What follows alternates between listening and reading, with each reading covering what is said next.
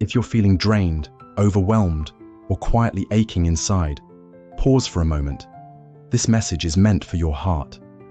There are times in life when everything appears fine on the surface, but inside, it's a different story. A quiet storm brews, one that no one else can see. Your thoughts feel tangled, your chest feels heavy, and the silence around you feels louder than ever. If this sounds familiar, you're not alone. Truly, you're not. And here's something powerful. The path to healing doesn't begin outside. It starts within you. You don't need to search far and wide. The calm, the strength, the love you've been missing, they already live inside you, patiently waiting. Today, we begin a quiet walk inward, a journey inspired by Buddhist wisdom. We'll explore 10 timeless truths that can gently reopen the door to your soul. These are not just teachings, they are medicine for the heart. Let this not be just another video. Let it be a soft space where your emotions are welcome, where your mind rests and your spirit breathes. So close your eyes, even if just for a moment. Take a slow breath. Feel it. That is the beginning of healing. You are worthy of peace. You are worthy of love. You are worthy of becoming whole again. Now, let's take that first step, together, with the gentle guidance of the Buddha, toward inner stillness, compassion, and the quiet dignity of self-respect. Lesson 1. Everything is in motion. Nothing stands still. Pain has a way of making us feel stuck, as if time has frozen and the sadness will never lift. But the truth whispered through every moment of life is this: nothing lasts forever. Maybe you've been through days that felt like they would never end. Moments where loneliness and sorrow wrapped around you like a storm, and the light seemed too far to reach. You may have asked yourself, will this ever stop? Will I ever feel whole again? And yet, life continues to move. The seasons shift, the tides rise and fall, the sun sets and rises without fail. This is the law of impermanence, central to the teachings of the Buddha. No emotion, no pain, no joy, no circumstance remains forever. When we're drowning in sorrow, it feels like we're stuck in it. But just as winter melts into spring, your suffering too will transform. One day, the weight you carry now will feel lighter. It will become a memory, not a burden. Even the darkest night must surrender to the morning light. And so it is with your pain. It will pass. This moment is not the whole story of your life. It's just one chapter. What seems unbearable today will give birth to a stronger you tomorrow. Difficulties shape us. They mold our strength, deepen our understanding, and prepare us for a brighter path ahead. So when you feel overwhelmed, remember, this is not permanent.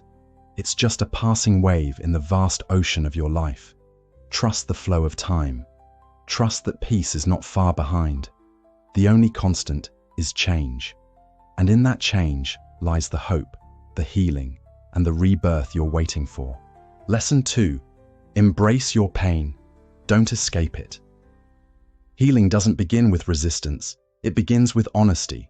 Like a small flame lit in a dark room, healing quietly begins the moment you say, "Yes, this hurts." We all carry wounds, and yet so often, we hide them. We smile when we're breaking inside. We scroll through screens, surround ourselves with noise, and wear strength like a mask. But behind it all, the pain waits, unseen, unheard, unhealed. Buddhist wisdom teaches us a simple truth. What we refuse to feel will never fully heal. The more we run from pain, the more it follows. It isn't trying to destroy us, it's trying to be acknowledged. So instead of asking your pain, "Why are you here?" try saying, "You've come for a reason. What do you want me to learn?" Sit with it, listen to it, let it speak, even if its language is silence. Pain is not your enemy, it's a message, a lost part of you that wants to come home. When you welcome it, when you give it space, it begins to soften. And in that moment, something sacred happens. You begin to make peace with yourself. True strength is not pretending you're unshaken. It's admitting you're hurting and choosing to grow anyway. Every hurt is a line in your story. Every tear holds a truth. And every crack is the place where the light of transformation can enter. You don't need to be perfect. You just need to be real. Because in accepting your brokenness, you begin to reclaim your wholeness. Lesson 3. The healing power of self-compassion. True healing doesn't begin when others start loving you. It begins when you start loving yourself. We often fall apart over the smallest things. A cold shoulder from someone, a missed expectation, a lack of recognition. These moments sting not just because of what others did, but because of what they stirred inside us. Doubt, insecurity, and the painful question, am I not worthy? But here's the quiet truth. It's not the absence of love from others that wounds us most. It's the absence of love from within. We keep chasing validation, hoping someone will make us feel whole. Yet we leave ourselves unseen, unheard, and unloved. Buddha once said, "You yourself, as much as anybody in the entire universe, deserve your love and affection." Let that sink in. You are not incomplete. You are not lacking. You are simply disconnected from your own presence.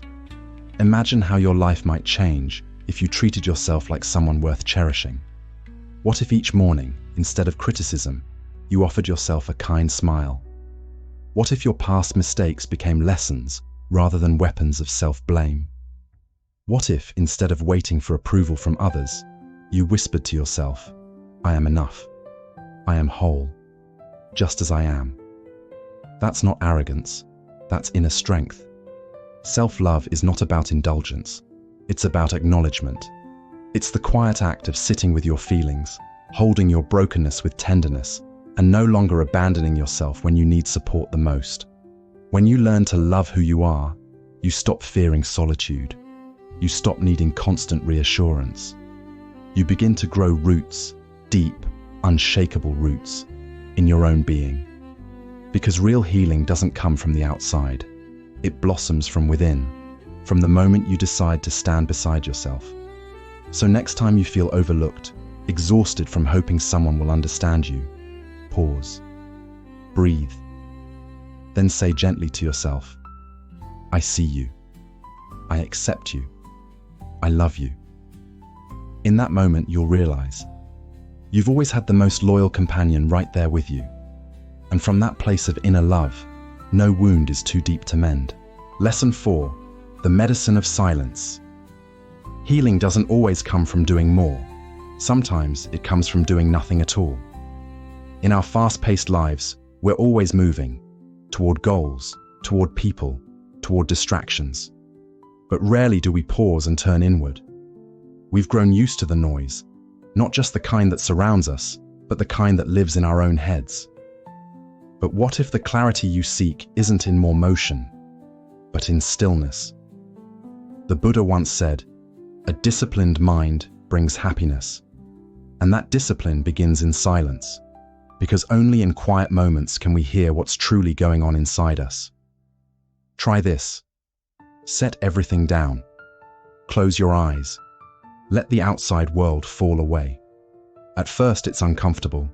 The silence might feel overwhelming.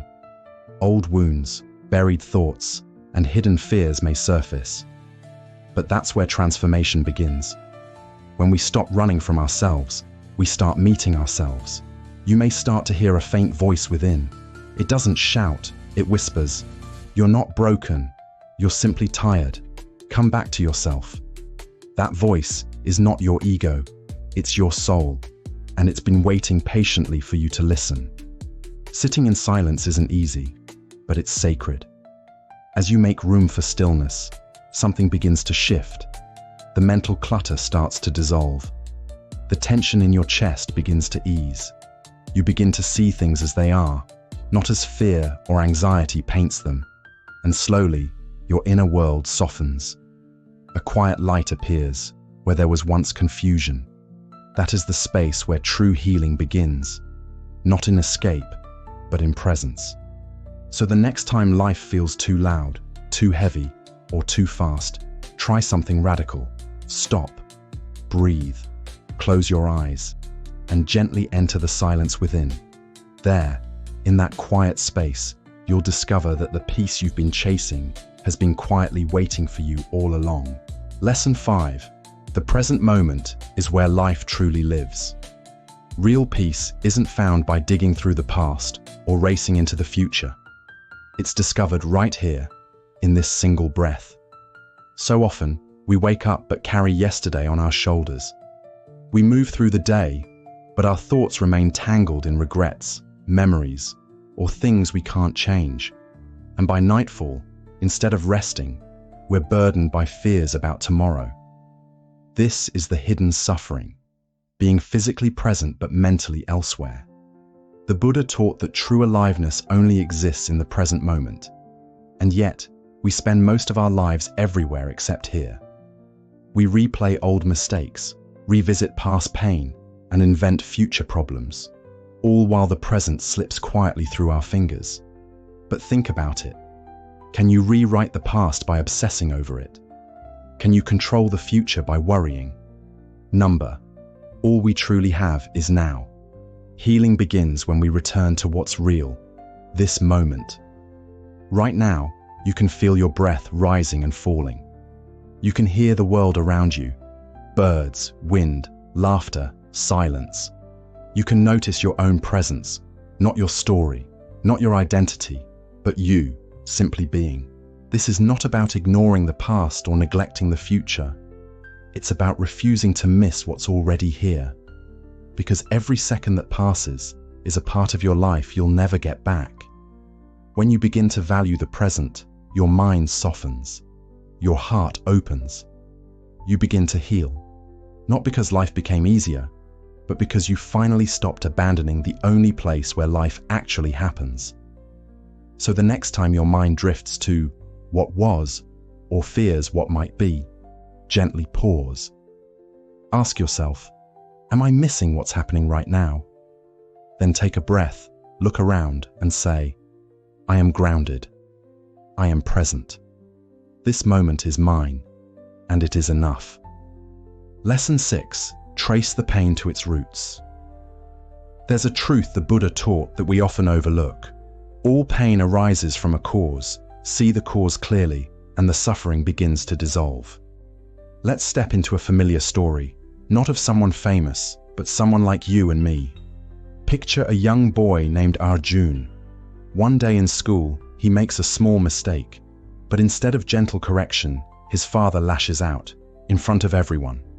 Laughter echoes, shame floods in. The moment ends, but something inside him doesn't. Years pass. Arjun finishes school, lands a good job, builds a life. But every time someone criticizes him, even slightly, a wave of anxiety rises. His hands tremble. His confidence collapses. People around him say, "You're too sensitive," but they don't see the scar left behind, a wound he never acknowledged, let alone healed. The Buddha once said, "When the root of a tree dries up, its branches cannot flourish." In the same way, when we ignore the origin of our emotional pain, our outer life may seem fine, smiles, success, distractions, but inside, the roots are withering. So what's the answer? More distractions?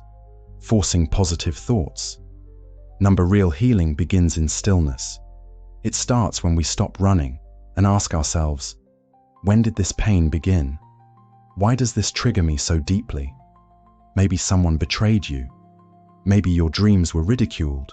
Or maybe you turned away from yourself, and rather than face it, you buried it. But buried wounds don't vanish. They grow quiet, waiting, whispering through our fears and reactions. The Buddha taught, to understand is to be free. The moment you turn inward and ask, what is the source of this suffering? You light the first lantern on your path to peace. No medication, no applause, just truth. And truth, seen clearly, is the beginning of liberation. Lesson 7. Stop comparing yourself to others. There's a quiet thief that robs more people of joy than failure ever could. Comparison. It slips in unnoticed, often disguised as motivation, but slowly corrodes our sense of worth. The Buddha reminded us that comparing ourselves is a natural impulse. But when we feed that habit, it mutates into something toxic. It doesn't just distract us, it dismantles us from within. In today's world, all it takes is a few scrolls. You open your phone and there they are. People who seem to be living their best lives. Someone's exploring the Alps. Someone else just got promoted. Another just got engaged in Bali. It's a curated world of perfect moments, and yet we measure our real, messy lives against it. And suddenly, a quiet voice whispers, "Why not me? What am I missing?" But that question comes from illusion. When you compare your path to someone else's highlight reel, you ignore your own story, the battles you've fought, the distance you've traveled, the progress you've made when no one was watching. You forget that every soul is a different book, and judging your worth by someone else's cover is not only unfair, it's harmful. Your life is not meant to follow someone else's timeline. Your growth, your rhythm, your breakthroughs, they arrive on their own schedule. Just as the sun and the moon never compete, yet both illuminate the world in their own time, you too will shine. Not earlier, not later, but exactly when you're meant to. The Buddha said, "Don't compare your life to others. There's no comparison between the sun and the moon. They shine when it's their time." Let that truth settle in. You have your own time. You have your own light. You are not behind. You are on your way. So today, make a quiet vow to yourself. I will not measure my worth against another's path. I will honor my own pace, my own becoming. I will choose respect for my journey over resentment for someone else's. Because peace begins when comparison ends. And once you've loosened yourself from the chains of comparison, the next step in healing is perhaps the hardest, learning to forgive yourself. Lesson 8. Forgive yourself and others. Forgiveness is not weakness, it is release. A quiet, courageous act that unchains your soul before it ever touches the one who hurt you. The Buddha knew this well and taught that forgiveness is not something you do for others first. It's something you offer yourself. We've all carried wounds, moments when someone said or did something that cut deep. Maybe it was betrayal, humiliation, or abandonment. And for many, the instinct is to cling to the pain, replaying the memory over and over, waiting for justice or revenge. "I'll never forget," we say. They don't deserve forgiveness. But pause for a moment. Has holding on to that anger ever brought true peace? Has it healed you? The truth is, anger is a fire that consumes the one who holds it. The longer you clutch it, the heavier you become. You think you're protecting yourself, but in reality, you're just carrying poison, expecting someone else to suffer from it. The Buddha said, holding on to anger is like drinking poison and expecting the other person to die. That bitterness doesn't punish them. It punishes you. Every day, quietly. Forgiveness doesn't mean erasing the wrong or pretending it never happened. It means choosing to let go of the burden it left behind. When you forgive, you aren't saying, "It didn't hurt." You're saying, "I refuse to carry this pain any longer." And this applies not only to others, but to yourself. Maybe the hardest person to forgive is the one you see in the mirror. For the choices you regret, the dreams you didn't chase, the words you wish you could take back. But self-forgiveness is the doorway to self-love. Until you offer yourself compassion, healing can't truly begin. Today, take one step. Release the resentment toward others and toward yourself. Not because they deserve it, but because you deserve peace. This act of inner letting go will do more for your spirit than years of silent suffering. Forgiveness is not a favor, it's freedom. And once you give it, you'll discover that it's the most powerful gift you could ever offer your soul. Lesson 9. Practice mindfulness. Have you ever felt mentally exhausted? We often think of fatigue as something the body experiences after a long day of work or physical activity. But today, the greatest weariness we face is mental. Our thoughts race, one after another, without pause. One thought lingers on the regret of yesterday, another spirals into worry for tomorrow. And in the chaos of it all, we lose something precious, the peace of the present moment. The Buddha showed us a simple yet profound path to peace: mindfulness. It's not just about meditation or sitting in silence. It's about bringing full awareness to whatever you're doing. Every task, no matter how small, can become an act of mindfulness. Take a moment. How do you start your day? Most of us reach for our phones the moment we wake up, diving straight into the noise of the outside world. But imagine this. What if, instead of reaching for the phone, you simply open your eyes and take a deep breath, feeling the softness of your bed beneath you? Then, as you go about your morning routine, be present. When brushing your teeth, feel the bristles of the brush, the coolness of the water, the freshness as it fills your mouth. These little moments, when lived with full awareness, can create a big shift in your life. Your mind and heart begin to align, and the day starts with a foundation of peace. Mindfulness extends to every area of life. When you eat, set aside distractions like your phone or TV. Taste the food, appreciate each bite as not just nourishment, but a gift, a blend of nature, effort, and care. Eating mindfully doesn't only feed your body, it nourishes your mind too. Mindfulness can even be practiced while walking. Walk without hurrying. Feel each step, the connection between your feet and the earth, the rhythm of your body. This simple act not only lightens your body, but calms your mind as well. In work, focus on one task at a time. Put away the distractions and give your full attention to what's in front of you. When you engage deeply, success follows.